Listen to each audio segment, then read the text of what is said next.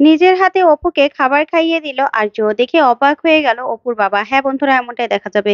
তাই সম্পূর্ণ জানতে ভিডিওটিতে লাইক দিয়ে চ্যানেলটি সাবস্ক্রাইব করে দেখতে থাকুন। গল্পের শুরুতেই দেখা যাবে আর্যকে নিয়ে পাড়ার লোকজন অনেক কথা বলতে থাকে। তখনই অপুর মা বলে, দেখুন, আর্য স্যার দেবতুল্য মানুষ, তাকে নিয়ে কেন এসব কথা বলছেন আপনারা কে জানে। আপনাদের কোনো ভুল বোঝাবুঝি হচ্ছে। তখনই পাড়ার লোকজন বলে, না, আমরা কোনো ভুল বুঝছি না।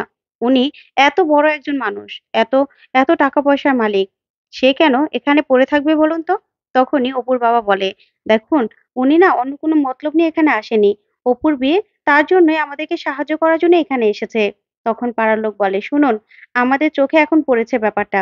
উনি এত বড় মানুষ, এখানে কেন পড়ে থাকবে? নিশ্চয়ই কোনো স্বার্থ আছে। নিজের কোনো স্বার্থের জন্যই এখানে এসে পড়ে আছে। তখন অপুর মা বলে, হিংসে, সবকিছু হলো হিংসে। হিংসেতে সহ্য করতে পারছে না। আমাদের বাড়িতে আসছে তো, সেজন্যই। তার জন্যই তোমরা এরকম করছো, তাই না? তখন পাড়ার লোক বলে, না, ওনার হয়তোবা কোনো মতলব আছে। এই জায়গাটা হয়তোবা পুরোটা উনি নিয়ে নিতে চান। এখানে হয়তোবা কোনো শপিং মল বা অন্য কিছু করতে চায়, বা ভালো দামে বিক্রি করতে পারবে। তখন আর্য আর অপু এসে সব কথা শুনতে পায়। তখন আর্য বলে, ও আচ্ছা, আমাকে নিয়ে আপনাদের কনফিউশন তৈরি হয়েছে, তাই তো? দাঁড়ান, আমি আপনাদের কনফিউশন মিটিয়ে দিচ্ছি। তাহলে সত্যি কথাটা বলেই দিই, এখানে আমি কেন এসেছি। তখন পাড়ার লোক বলে, দেখেছো, কোনো না কোনো মতলবে ঠিক এসেছে। আমরা কি ভুল বুঝেছিলাম নাকি? আমরা ঠিকটাই বুঝেছি। তখন আর্য বলে, হ্যাঁ, আসলে এই পুরো জায়গাটা না আমি কিনে নিতে চাই। তখন পাড়ার লোক অবাক হয়ে যায়। ওইদিকে অপুর বাবা মাও অবাক হয়ে যায়। তখন অপু অবাক হয়ে আর্যর দিকে তাকিয়ে থাকে। তারপর পাড়ার লোক বলে, আপনি কিনে নিতে চাইলেই কি আমরা বিক্রি করবো নাকি? মজা পেয়েছেন নাকি এখানে? ফাজলামো হচ্ছে? তখন আর্য বলে, শুনুন, এখানে না কোনো শপিং মল টল হবে না। এটা একটা অ্যাপার্টমেন্ট হবে। আর ৩ রুমের করে একটা করে ফ্ল্যাট পাওয়া যাবে। সতীনাথ বাবু তো আমাকে ওনার ফ্ল্যাটটা, ওনার জায়গাটা লিখে দেবেই বলেছে। আর এখন আপনাদের পালা। তখনই সেখানে একজন বলে ওঠে, স্যার, আমিও আপনার সঙ্গে আছি। আমিও রাজি। আমার একটু ফ্যামিলি মেম্বার বেশি তো, ২ টো ফ্ল্যাট পাওয়া গেলে ভালো হতো। তখন আর্য হাসতে থাকে। তখনই পিছনের আরেকজন বলে, হ্যাঁ, আমিও রাজি আছি। তখন বাকি দুজন বলে, বারে গিরগিটির মতো রং পাল্টে ফেললি? এখনই নিজেরা পাল্টে খেয়ে গেলি? তখন নিজেদের মধ্যে সবাই ঝগড়া শুরু করে। তারপরে আর্য বলে, আপনারা একসঙ্গে সব ৪ জন মানুষ আসলেন। কিন্তু আপনাদের ভিতটাই তো নড়বড়ে। দেখুন তো, আপনারা এসেছেন, অথচ আপনারা নিজেদের মধ্যে ঝগড়া শুরু করে দিয়েছেন। যে কেউই তো আপনাদের মধ্যে এরকম লড়াই লাগিয়ে দিতে পারবে। তাই তো? তখন এই কথা শুনে সেই পাড়ার লোকজন লজ্জা পেয়ে যায়। লজ্জা পেয়ে মাথা নিচু করে। তখন আর্য বলে, শুনুন, আপনাদের ছোট্ট একটা পরীক্ষা নিলাম আমি। আর সেই পরীক্ষায় না আপনারা দাহা ফেল করেছেন। ফেল করেছেন আপনি। আমি না হয় বাইরের মানুষ। আমাকে নিয়ে আপনাদের প্রশ্ন উঠতেই পারে যে আমি এখানে কেন এসেছি। কিন্তু যে কেউ এসেই তো আপনাদের মধ্যে দ্বন্দ্ব সৃষ্টি করতে পারে। আর তার ফায়দা লুটেও চলে যেতে পারে। তখন পাড়ার লোকজন নিজেদের ভুলটা বুঝতে পারে। আর বুঝে আর্যকে বলে, স্যার, আমরা বুঝতে পারিনি। আসলে সতীনাথ বাবু ঠিক কথা বলেছিল। আপনি অন্যরকম একজন মানুষ। আপনি সত্যি ভগবান তুল্য। আমরা ভুল করেছি। আমাদেরকে আপনি ক্ষমা করে দিন। তখন আর্য বলে, শুনুন, একসাথে থাকলে না সবার সঙ্গে সবার ভিতটা মজবুত হতে হয়। আর আপনাদের মধ্যে যদি সেটাই না থাকে, তাহলে আপনারা কি করে সবসময় জিততে পারবেন বলুন তো? আমি না হয় বাইরের লোক, কিন্তু সতীনাথ বাবুর সঙ্গে তো আপনারা অনেক বছর ধরে আছেন। তাকেই আপনারা বিশ্বাস করতে পারলেন না? তাকেই আপনারা অবিশ্বাস করে ফেললেন? এটা কেমন কথা? তখন সবাই লজ্জা পায়।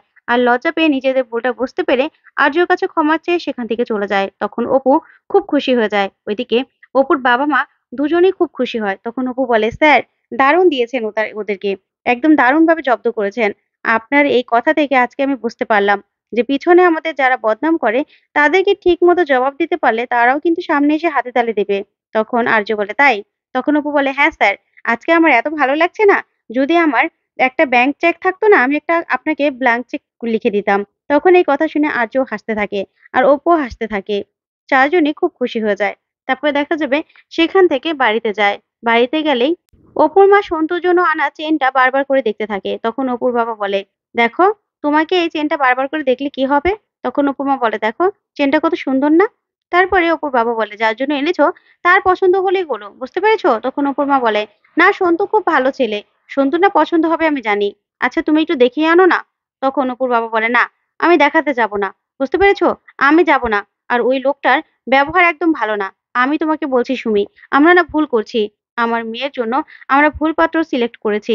কারণ ওই শম্ভুবাবু মোটেও সুবিধার লোক নয়। হঠাৎ অপুর উপর কিভাবে রেগে যায়, আমি তো সেই কথাগুলো বলতেই পারছি না। তখন অপুর মা বলে, দেখো অপু তো কিছু মনে রাখেনি, তুমি কেন এসব ধরে বসে আছো? তখন অপুর বাবা বলে, অপু তো কিছুই বলছে না, আমরা যা বলছি সবকিছু পালন করছে, কিন্তু ও তো কোনো কথাই বলছে না, একটা মূর্তির মতো সবকিছু পালন করে যাচ্ছে।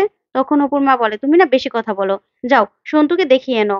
তখনই আর্য বলে, আচ্ছা আমি বরং সন্তুকে ডেকে নিয়ে আসছি, ঠিক আছে? তখন অপুর মা বলে, কি বলছেন স্যার, আপনি যাবেন? তখন আর্য বলে, হ্যাঁ আমি যাব, আমি যাই।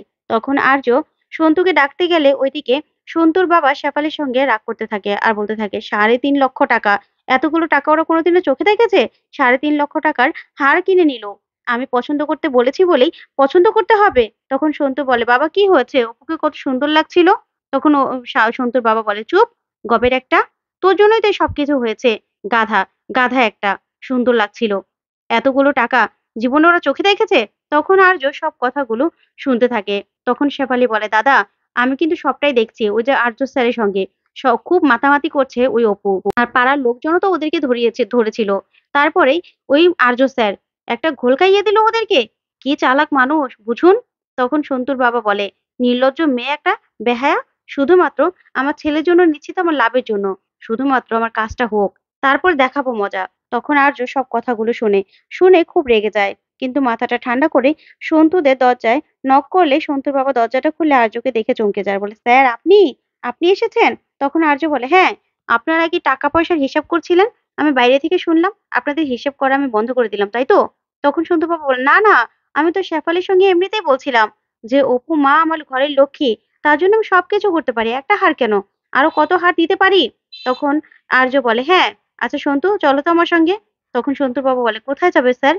তখন আর্য বলে, সন্তুকে নিতে এসেছি। তখন সন্তু বলে, চলুন চলুন। তারপরেই আর্য বলে, সন্তুর জন্য যে চেনটা এনেছে অপুর বাবা মা, সেটাই দেখাবে ঠিক আছে কিনা। তারপর সবাই মিলে গেলে শেফালি চেনটা ধরে বলে, অনেক হালকা চেনটা, কি গো সুস্মিতা দি, এটা কি সেই চেনটা নাকি যেটা আমরা দেখেছিলাম?